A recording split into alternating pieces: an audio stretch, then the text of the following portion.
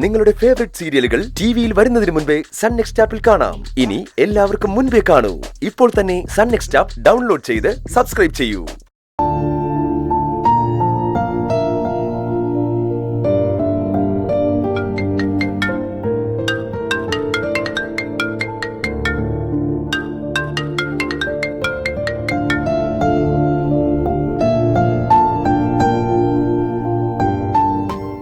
Hello uncle. Raghu, എന്തൊക്കെയുണ്ടോ വിശേഷം? നീ എന്നെ വിളിക്കാന്ന് പറഞ്ഞിട്ട് വിളിച്ചില്ലല്ലോ. അല്ലങ്കിള് വിളിച്ചു പറയാനായിട്ടെ നല്ല വിശേഷം എന്തെങ്കിലും വേണ്ടേ? അത് ശരി. എടാ രഘു, നീയല്ലേ ഇപ്പൊ അവിടുത്തെ കാര്യങ്ങളൊക്കെ നോക്കുന്നേ? അണ്ണൻ ഇങ്ങോട്ട് വന്ന കാര്യം ഞാൻ അറിഞ്ഞു. നീ കുടുംബം നോക്കി അവിടെ ഇരിക്കുമ്പോ അതിന്റെ ഒരു മതിപ്പ് നിനക്ക് കിട്ടണ്ടല്ലേ? പണ്ടായിരുന്നെങ്കിൽ ഞാനൊരു ചെറിയ കാര്യം ചെയ്താൽ പോലും ബാക്കിയുള്ളവരുടെ മുമ്പില് അമ്പിളി ഞാനെന്തോ വലിയ കാര്യം ചെയ്ത പോലെ പുകഴ്ത്തി പറയുമായിരുന്നു. ഇപ്പൊ ഞാൻ എന്ത് നല്ല കാര്യം ചെയ്താലും അമ്പിളി അത് കണ്ടതായിട്ട് പോലും ഭാവിക്കുന്നില്ല അങ്ങളെ. ചില നേരത്ത് ഭയങ്കര സങ്കടവും നിരാശയൊക്കെ തോന്നുക.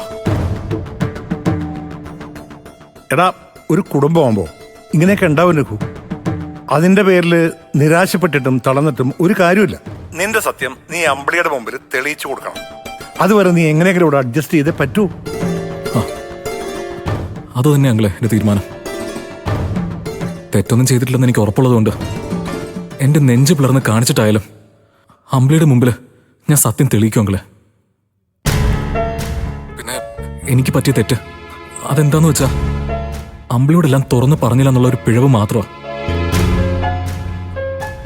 അതിന് ഇത്ര വലിയ ശിക്ഷ അവൾ എനിക്ക് തരണ്ടായിരുന്നു.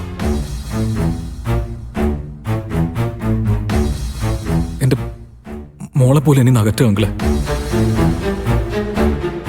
അത് കാണുമ്പോ ചങ്ക പൊട്ടിപ്പോവാ. ഞാൻ എങ്ങനെ നോക്കിയതാ അവളെ മോളെ. എന്നിട്ടൊരു നിസ്സാര കാര്യത്തിനല്ല അവൾ എന്നോട് ഇങ്ങനെ. പോട്ടരു സാരമില്ല, നമുക്കെല്ലാം ശരിയാക്കി എടുക്കാം. ഞാൻ അങ്ങോട്ട് വരുന്നുണ്ടല്ലോ, ഞാനും അവളോട് സംസാരിക്കാം.